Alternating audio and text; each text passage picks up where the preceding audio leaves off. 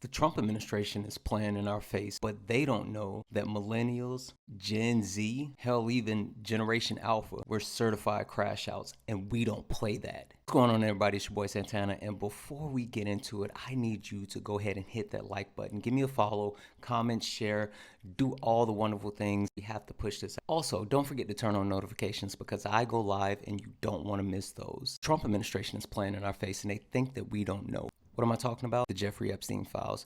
They're doing everything except releasing the files. And when I say everything, I mean they're openly admitting that they're not going to release the files. You don't believe me?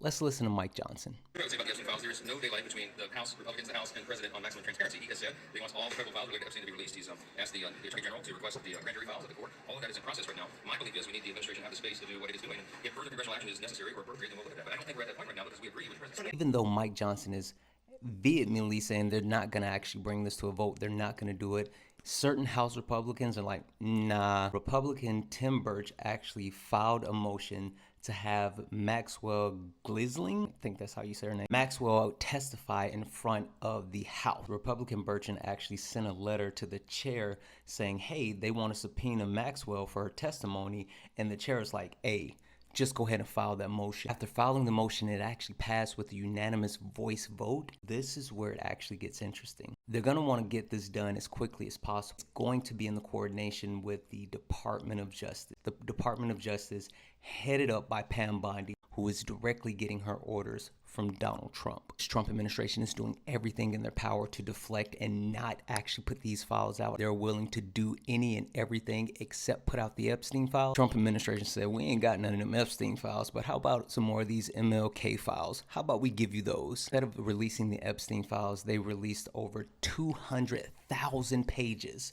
of records related to the assassination of Martin Luther King Jr., talking about how the CIA had a fixation on Martin Luther King Jr.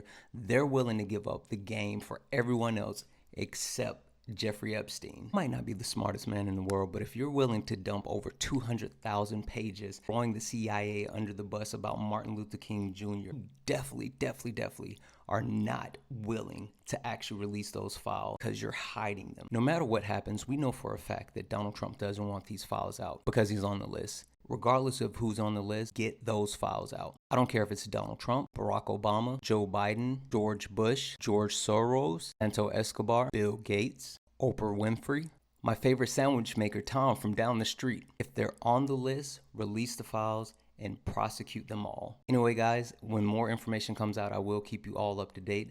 I love you all, and as always, peace.